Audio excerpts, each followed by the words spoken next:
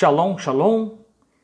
Estamos no dia 3 de março de 2022 e a proposta desse vídeo é nós começarmos hoje aqui uma série de estudos com base nas 7 leis de Benei Noach, ou as 7 leis dos filhos de Noé.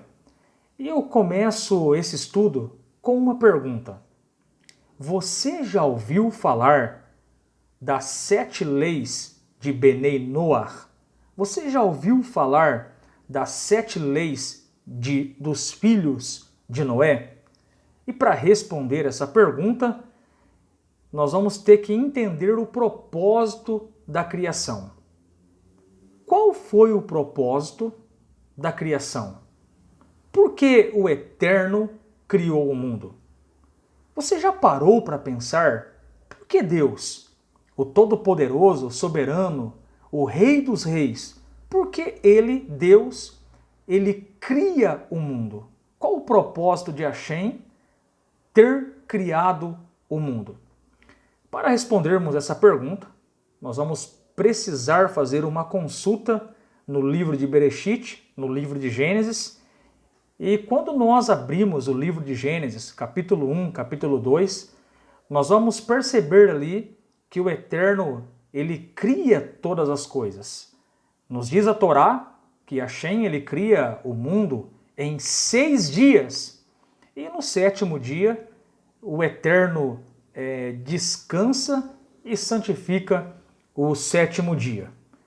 E nós aprendemos pela Torá que no período de 6 dias, o Eterno lhe cria todas as coisas, inclusive o homem. Hashem cria o homem segundo a sua imagem e segundo a sua semelhança. E uma verdade que nós entendemos no propósito da criação é que Deus, ele não criou o mundo para ser destruído. Deus, ele não criou o mundo para ser abandonado. Com toda certeza, meus queridos, Deus, ao criar todas as coisas, o Eterno, ao criar todas as coisas, ele tinha um propósito e ele tem um propósito definido para toda a sua criação. Hashem, ele cria o mundo para que as pessoas se desenvolvam espiritualmente. Um dos propósitos da criação é que o homem se relacione, se conecte com a presença do Eterno. E quando nós começamos a ler o livro de Bereshit, o livro de Gênesis, nós vamos perceber bem no começo, antes de nós entrarmos nas 7 leis de Benei Noach, é importante nós entendermos o início da história da criação e entender assim o propósito de Deus ter criado o homem. E a informação que nós temos ali no livro de Gênesis, nos primeiros 3 capítulos, é que Hashem chama Adão e Rava, Adão e Eva, e o Eterno, ele dá um mandamento, o Eterno, ele dá uma mitzvah tanto para Adão como para Eva. E nós bem sabemos, quando nós lemos ali o livro de Gênesis, esse mandamento, ele se resumia em Adão e Eva não comer o fruto da árvore do conhecimento do bem e do mal. E aí, do capítulo 2, nós pulamos para o capítulo 3, e nós vamos perceber ali no capítulo 3 do livro de Bereshit, a Torá nos mostra que ocorre a queda de Adão e a queda de Eva. E como consequência, como Deus o já havia alertado, veio a punição tanto em Adão e como Eva. E a Torá vem e nos mostra que Hashem expulsa os dois do Gan Éden, do jardim do Éden. E aqui, queridos, é importante nós fazermos aqui uma análise, é importante nós fazermos aqui uma reflexão em cima desses acontecimentos de Gênesis 1, 2 e 3. existe um Deus que dá uma mitzvah, existe um Deus que dá uma ordem para Adão e para Eva, eles transgridem a lei e, como resultado, eles recebem a consequência sendo expulso do Gan Éden. E até aqui, é interessante nós falarmos isso. Até aqui, meus queridos, o negócio está lógico. Porque eles quebraram a lei, eles transgrediram. E como consequência da transgressão, eles receberam as devidas punições, como o Eterno havia verbalizado e falado para Adão e para Eva. Então, até aqui, nós vamos ver uma lógica. Se nós pararmos, analisarmos o texto e refletirmos, tudo está na lógica de Hashem. Tudo está na lógica de Deus. Deus dá uma lei, o homem transgride e, como consequência, vem a punição. Até Gênesis 3, está muito claro nós entendermos a vontade de Deus para Adão e para Eva. Mas agora, queridos, algo estranho começa a acontecer no livro de Gênesis. Algo muito estranho começa a acontecer na Torá. Se lermos os primeiros capítulos do livro de Gênesis, nós vamos conseguir observar, nós vamos conseguir ver o Eterno aplicando algumas punições no homem. E é muito estranho, porque não faz sentido, numa leitura rápida da Torá, vermos essas punições.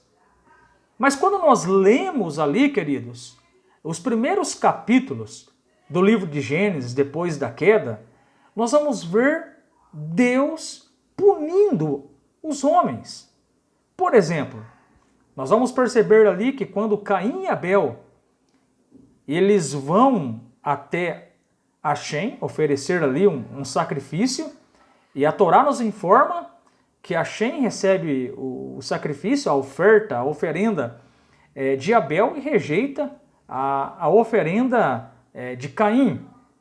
E nós bem sabemos, quando nós lemos ali o capítulo 4 de Bereshit, o capítulo 4 de Gênesis, que o Eterno ele chega até Caim e diz para ele, referindo-se à intenção e à maldade que ele estava no coração de praticar uma ação maligna, que era tirar a própria vida do seu irmão Abel. E o Eterno diz para Caim, o pecado jaz à porta, cabe a ti dominá-lo. E aí o negócio começa a ficar muito estranho. Onde está escrito que matar é pecado? Nós não temos escrito que matar é pecado. Mas Deus chega até Caim e o negócio fica estranho. Porque Deus diz para Caim, Hashem diz para Caim, o pecado jaz à porta. Mas quando nós lemos o Bereshit, o começo do livro de Gênesis, nós não vamos encontrar uma lei escrita, não matarás, porque nós sabemos que a lei, a Torá, ela foi dada há muitos e muitos anos depois, lá no Monte Sinai, onde Hashem dá a Torá para Moshe. E algo estranho aqui está acontecendo, porque Deus está punindo os homens, mas não tem lei. Esse é um exemplo do Caim. Deus chama aquele sentimento de Caim matar Abel de pecado. O pecado jaz à porta. Quem disse que era proibido matar? Ainda não tinha os 10 mandamentos. Ainda não tinha sido dados os mandamentos para os Benei Israel, para os filhos de Israel. Uma outra punição que nós vamos ver ali, nos primeiros capítulos de Gênesis, é quando Deus ele olha para a terra e ele vê a maldade dos homens no capítulo 6 de Gênesis. E o texto nos diz lá, e vendo os filhos dos homens, as mulheres tomaram para si. E Deus, quando nós lemos os versículos abaixo do capítulo 6 de Gênesis, nós vamos perceber que Deus ele não está contente com isso. E por esse motivo, ele vai mandar o dilúvio na terra. Mas onde está escrito que ter relação proibidas é pecado?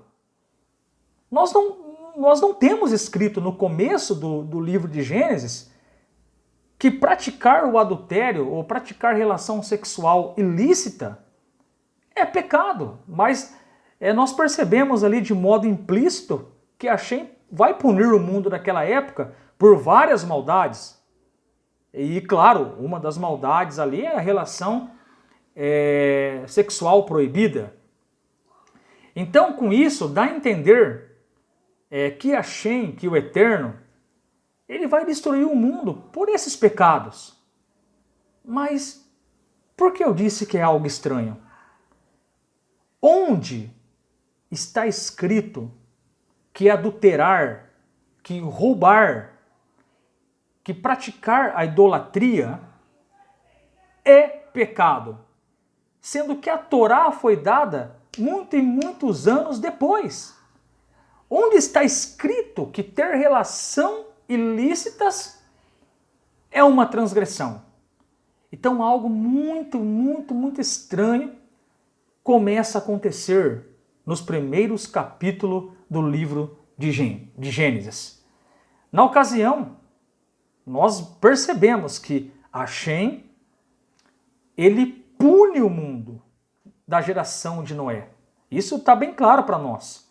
Uma outra situação muito estranha é quando a geração da Torre de Babel, eles praticam um pecado e Hashem desce e pune eles. Mas onde está escrito o pecado deles?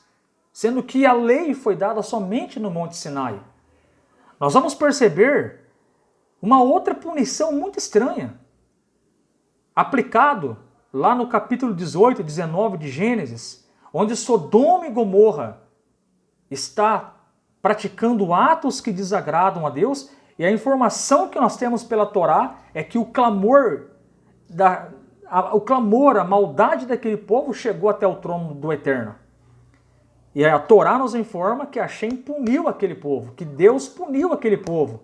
Mas onde está escrito na Torá, no começo do livro de Gênesis, que praticar a injustiça social, não ajudar o próximo, não dar uma tzedakah, não dar uma ajuda para o próximo, é pecado? Porque Deus, ele puniu o Sodoma e Gomorra devido a eles não ajudarem os pobres. Mas onde está escrito que é pecado não ajudar os pobres? Não está escrito, porque a Torá ela foi dada lá no Monte Sinai. E eu estou sendo bem enfático aqui em falar que não tinha lei nessa época, porque eu quero despertar a tua curiosidade. Mas nós sabemos, se você ler o Ezequiel capítulo 16, o versículo 49, lá relata, Ezequiel 16, 49, o pecado é de Sodoma e Gomorra. Mas é estranho, porque Hashem pune o povo. E não tem nada escrito. Não tem nada escrito que não ajudar o pobre é pecado, não tem nada escrito que matar é pecado, que praticar adultério é pecado, que roubar é pecado, não tem nada escrito. Mas nós vamos aprendendo no começo da Torá que Deus ele pune toda uma geração por causa do pecado. E é muito evidente, queridos, no início da Torá, no início da história da Bíblia, Hashem, nós percebemos isso. Deus, ele aplica muitas punições. Isso é um fato e não se discute. Agora, amados, veja bem, por que todas essas punições foram dadas? Por que todas essas pessoas foram punidas? Não faz sentido.